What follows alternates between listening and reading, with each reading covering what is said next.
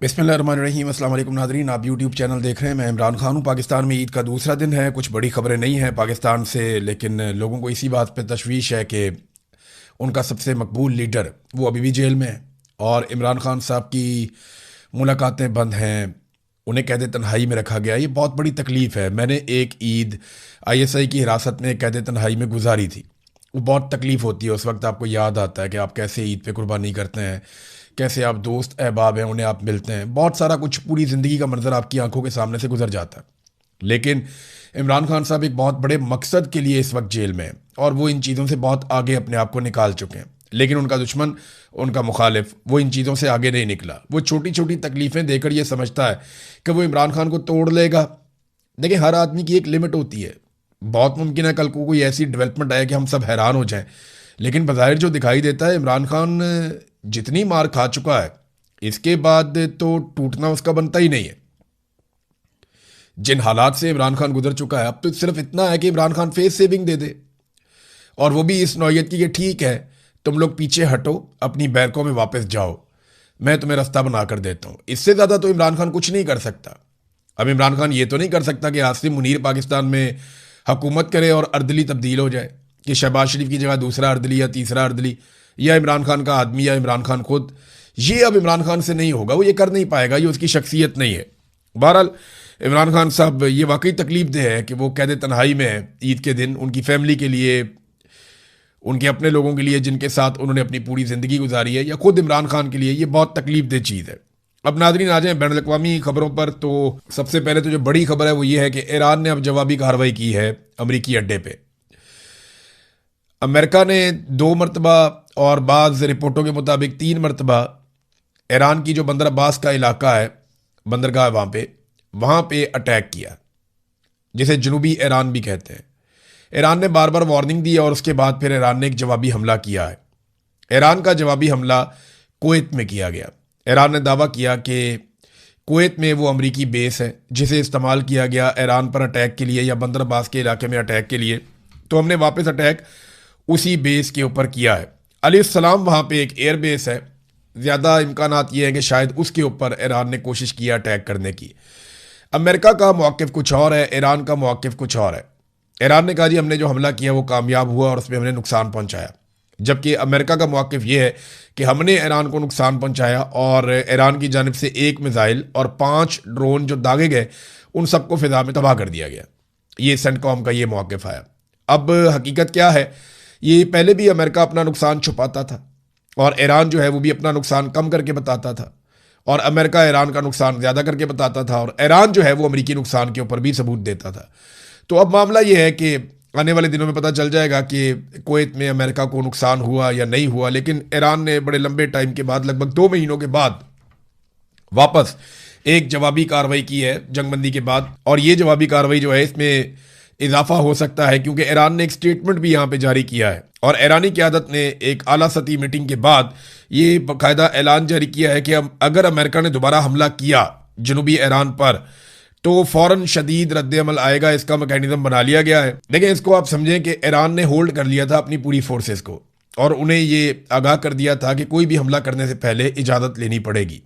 लेकिन जब हमला हो जाता है और एक जंग वाली सिचुएशन शुरू हो जाती है तो फिर ईरान इसको खुदकार सिस्टम पे डाल देता है कि जैसे ही हमला हुआ आपने फ़ौरन जवाबी कार्रवाई करनी है, फ़लाँ फ़लाँ जगह पे कार्रवाई करनी है, आपको किसी हुक्म की ज़रूरत नहीं होगी। फिर ईरान में ये प्रॉब्लम भी है कि उनकी क़यादत को निशाना बनाया जाता है, चाहे वो फ़ौजी क़यादत हो, चाहे सियासी क़यादत हो, चाहे मजहबी क़यादत हो, तो निशाना बनाया जाता है। तो वो करते ये हैं कि वो अपने 2-2, 3-3, 4-4 बंदे नॉमिनेट कर देते हैं कि अगर मैं शहीद हो गया तो ये आ जाएगा, इसके बाद ये आ जाएगा, इसके बाद ये आ जाएगा। तो वो सिस्टम को जो है वो ऑटोमेटिक कर देते हैं, एक ऐसे निज़ाम को बना देते हैं जिसमें गुंजाइश नहीं रहती उनके दुश्मन के पास कि वो किसी तरह से फौरी तौर पे मामले को कंट्रोल करे।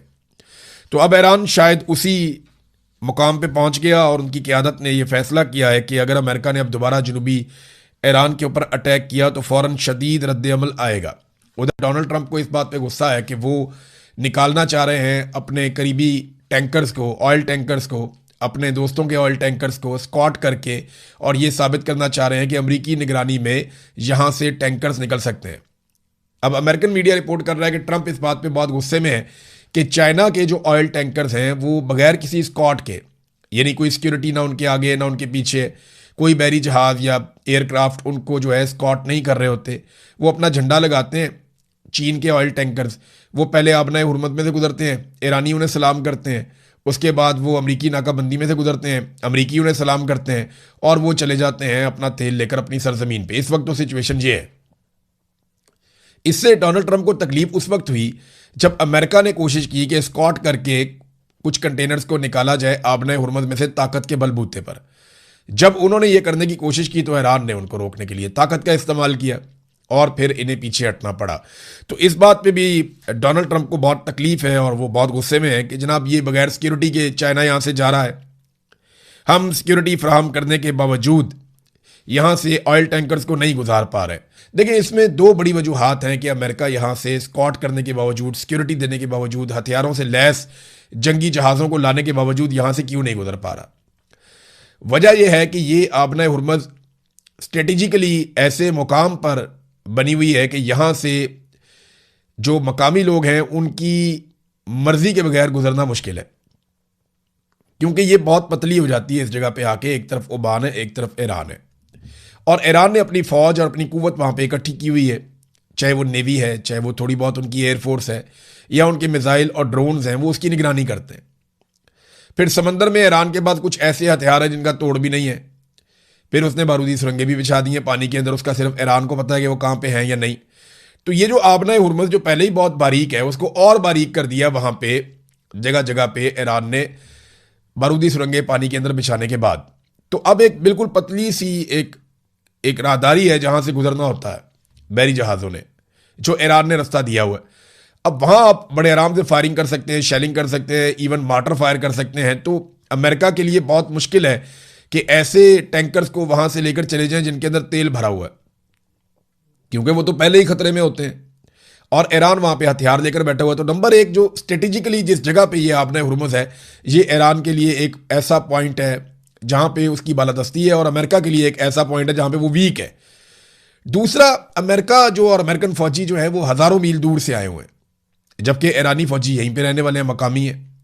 उन्हें हथियारों की सप्लाई भी बड़े आराम से हो जाती है, उन्हें नए फौजी भी बड़े आराम से मिल जाते हैं, उन्होंने पीछे बहुत दूर जाना भी नहीं है, उन्हें रेस्क्यू भी बड़े आराम से किया जा सकता है, उनके अस्पताल भी करीब है। तो बहुत सारी चीज़ें जिनमें ईरान को एज हासिल है, अमेरिका को नहीं है। तो ये वो वजूहात है कि ईरान बड़े आराम से, और बहुत सारे जितने भी जंगी माहिरीन हैं आलमी सतह पे, वो बार बार कहते रहे कि ईरान ने वो चीज़ पकड़ ली है जिसे ताकत के बलबूते पे आप खाली नहीं करवा पाएंगे। वो पूरा एक मुल्क है, वहाँ लगभग 9-10 करोड़ लोग रहते हैं और उनमें से बेशतर लोग लड़ने के लिए तैयार हैं, लोगों ने अपने नाम भी लिखवा दिए थे। तो ये एक बड़ा पंगा है अमेरिका के लिए। अब अमेरिका के पास एक और रास्ता ये है कि ओमान बहुत ज़्यादा कॉपरेशन करे, क्योंकि देखिए आबना हुरमुज़ के इस तरफ अगर नीचे वाली साइड पे ईरान है तो ऊपर वाली साइड पे उसके ओमान भी है। ओमान को डोनाल्ड ट्रंप ने धमकी लगा दी, अल्फाज बड़े नामुनासिब हैं, तो अरब ममालिक को वैसे इसका नोटिस लेना चाहिए। काबीना का इजलास हो रहा था, वहां पे डोनाल्ड ट्रंप ने जो अल्फाज इस्तेमाल किए वो ये है कि अगर आबना हुरमुज़ के मामले पर वो सही रवैया नहीं अपनाते तो उसे हम तबाह कर देंगे, ओमान को। ओमान के बारे में उन्होंने कहा। हालांकि ओमान अमेरिका का इत्तहादी है, लेकिन ओमान ने अक्लमंदी ये की कि उसने बगैर मंतक के लड़ी जाने वाली इस लड़ाई का हिस्सा बनना ज़रूरी नहीं समझा। उसको लगा ये गैर ज़रूरी लड़ाई है, वो इसका हिस्सा नहीं बना, और उसने अमेरिका को वो फैसिलिटीज़ नहीं दी जो कुछ और ममालिक ने दे दी। उन्होंने उसके नताइज भी भुगते। तो ओमान क्योंकि बहुत करीब है ईरान के, उसे बहुत नुकसान हो सकता था, तो उसने अपने आप को बचाया इस सारी गैर ज़रूरी लड़ाई से। अब अमेरिका को गुस्सा आ रहा है कि ये हमारे लिए क्यों नहीं लड़ता, या ये हमारे लिए कुर्बानी क्यों नहीं दे रहा, या ये हमें सपोर्ट क्यों नहीं कर रहा। ओमान जो है वो सुलह के अंदर किरदार अदा करने को तैयार है, लड़ाई के अंदर किरदार अदा करने को तैयार नहीं है। अमेरिका ये चाहता है कि ओमान अब फैसिलिटेट करे और वो ये कहे अमेरिका को कि जनाब ये वाली आपने हुरमुज़ का हिस्सा मेरा है, आप आएँ और आकर इसको खुलवाएं, और वहाँ पे अमेरिकी फौजें इकट्ठी करें। तो आमने सामने फिर ईरान और अमेरिका के फौजी आ जाते हैं। लेकिन ओमान इस लड़ाई से लगातार गुरेज करता चला आ रहा है, वो इससे बचना चाहता है, जबकि अमेरिका ये समझता है कि ओमान को हमारा साथ देना चाहिए। अरब ममालिक के लिए यहाँ पे एक चीज़ सीखने के लिए है कि जब भी आप कभी अमेरिकी मफाद के सामने आ जाएंगे ना, तो अमेरिकन बहुत गुस्से में आ जाएंगे। डोनाल्ड ट्रंप ने जैसे धमकी लगाई कल को, ये धमकी वो सऊदी अरब को लगा सकता है, ये धमकी वो किसी और मुल्क को लगा सकता है, जैसे कि अभी बहुत ज़्यादा दबाव बढ़ता चला जा रहा है सऊदी अरब के ऊपर कि वो अब्राहम अकॉर्ड में शमूलियत इख्तियार करे। देखिए, यूएई और बहरीन के बाद अब ट्रंप की नज़रें पूरी तरह सऊदी अरब और कतर के ऊपर है। कतर ऑफिशियली तो तस्लीम नहीं करता इसराइल को, लेकिन उसमें लचक बहुत ज़्यादा है। कतर के लिए उतना मसला नहीं होगा। सऊदी अरब ये चाहता है कि वो अगर इसराइल को कभी तस्लीम करे तो वो आखिरी मुल्क हो जो इसराइल को तस्लीम करे, मगर उन पर दबाव है और दबाव बहुत ज़्यादा उन पर कि वो इसराइल को तस्लीम कर दें। वो आखिरी मुल्क बनना चाहते हैं। अब देखिए, अगर वो पहले तस्लीम कर देंगे तो उनकी जो कायदाना हैसियत है उसे नुकसान पहुंच जाएगा। अब वो जानते हैं कि उनके पास दो रास्ते हैं, या तो वो अमेरिका की बात माने, अमेरिका को खुश रखें, अमेरिका की सारी बातें मानने के बाद एंड में अमेरिका ने फिर आपको ये कहना है कि आप अब्राहम अकॉर्ड के ऊपर दस्तखत करें और इसराइल को तस्लीम करें। दूसरा रास्ता यह है कि अपना कोई इलाकाई इत्तेहाद कायम कर लें, और इसका माहौल वैसे बना हुआ है। आप देखें ना कि अमेरिका बहुत दूर से आया, हज़ारों मील दूर से, और अमेरिका और यूरोप पहले जैसे इत्तेहादी रहे नहीं, और मिडल ईस्ट जो है वो सेंटर में है। मिडल ईस्ट से ऊपर की तरफ आप जाएं तो पूरा का पूरा यूरोप है, जिससे मिडल ईस्ट के अच्छे ताल्लुकात हैं अरब ममालिक के, खासतौर पर सऊदी अरब के। इसके एक तरफ तुर्की है, तुर्की से नीचे आ जाए ईरान है, ईरान के साथ पाकिस्तान है, आगे चाइना है, इंडिया के साथ भी इनके अरब ममालिक के अच्छे ताल्लुकात हैं, ईरान से ऊपर रशिया है। तो ये रीजन के अंदर इतने ताकतवर ममालिक, अगर यहाँ पे एक इत्तेहाद बन जाता है तो मिडल ईस्ट अपने आप को बहुत महफूज महसूस करेगा। और अफ्रीकी ममालिक जो है वो अमली तौर पर इस वक्त अमेरिका से ज़्यादा चाइना के मरहूने मिन्नत है। उसकी वजह यह है कि चाइना उनकी इकॉनमी में एक रोल प्ले करता है, अमेरिका उतना बड़ा रोल प्ले नहीं करता। माजी में बहुत बड़ा रोल प्ले करता था यूरोप, और फिर अमेरिका का भी बड़ा इन्फ्लुएंस बन गया था। लेकिन इस वक्त जो सबसे बड़ा रोल प्ले कर रहा है अफ्रीकी ममालिक की इकॉनमी के अंदर, जो सबसे ज़्यादा इन्फ्लुएंस है जिसका, वो चाइना का है। चाइना ने सबको पैसा दिया हुआ है और वो अमेरिका से ज़्यादा मुतहर्रिक है। अब सऊदी अरब के बाद दो रास्ते हैं, या तो वो एक मुकामी इत्तेहाद कायम करें, या वो अमेरिका को खुश करते करते करते करते उस लेवल तक पहुंच जाएं जहां पे उन्हें अमेरिका की हर बात माननी पड़ेगी। नाज़रीन, इसराइल ऐसा लगता है कि वो जंगबंदी से ज़्यादा खुश नहीं है। वो लड़ाई को लगातार भड़काने की कोशिश कर रहे हैं। लबनान पर उन्होंने खौफनाक हमले किए हैं। रोज़ाना की बुनियाद पर दर्जनों शहरी लबनान में शहीद हो रहे हैं, और बड़ी खौफनाक बमबारी इसराइल इस वक्त भी लबनान के ऊपर कर रहा है। और इस बमबारी के नतीजे में ईरान के अंदर भी फ्रस्ट्रेशन बढ़ती चली जा रही है। दूसरी जानिब एक और खबर आई है, उनको आप इसके साथ जोड़ेंगे ना तो अमेरिका पे आपको महसूस होगा दबाव बढ़ रहा है। दबाव ईरान पे भी बढ़ रहा है। ईरान पे इसलिए बढ़ रहा है कि ईरान के अंदर हालात ख़राब हो रहे हैं, मुश्किलात पैदा हो रही हैं, उनकी इकॉनमी की मुश्किलात पैदा हो रही हैं। मुआहदा ईरान को भी चाहिए, लेकिन ईरानियों की जो है ना पसली बड़ी मोटी है। ईरानी इतने आराम से मुआहदा, यानी इस तरह का मुआहदा नहीं करेंगे जिसको सरेंडर कहा जा सके। हाँ, ईरान कुछ ना कुछ फेस सेविंग ज़रूर डोनाल्ड ट्रंप को दे देंगे, लेकिन वो अपने लिए कुछ ऐसा हासिल ज़रूर करेंगे जिससे उनकी कौम का फ़ायदा हो जाए, या ये तासुर ना बने कि वो जंग हार गए हैं।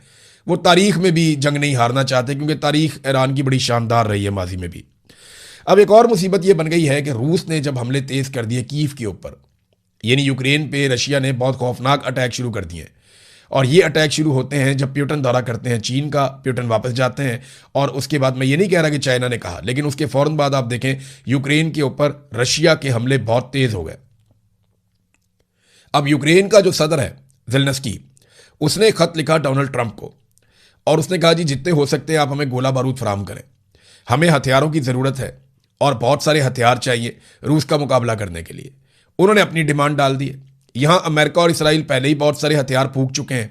अरब ममालिक ने भी इतने सारे इंटरसेप्टर्स चला दिए, इतने सारे मिसाइल चला दिए। अमेरिका ने जो अपने क्रूज मिसाइल है उनका एक बड़ा ज़खीरा जो है वो चला दिया। अब दोबारा अमेरिका ने ऑर्डर दिए हैं हथियार बनाने वाली कंपनीज को कि अमेरिका के हथियार पूरे किए जाएं। तो अमेरिकन तो अपने हथियार पूरे करना चाह रहे हैं जितने उन्होंने चला दिए ईरान के खिलाफ। अब वो किस तरीके से रशिया के खिलाफ चलाने के लिए यूक्रेन को हथियार देंगे। और देखें, इस वक्त हथियार देने का मतलब ये है कि आप एक मरतबा फिर रूस को नाराज़ करने जा रहे हैं। तो ये बड़ी अजीबोगरीब सिचुएशन इस वक्त दुनिया की बन गई है। हम इस पर नज़र रखेंगे। ईद का दिन है, खबरें बहुत ज़्यादा नहीं है अब तक के लिए, इतना ही। अपना ख्याल रखिएगा, अपने इस चैनल का भी।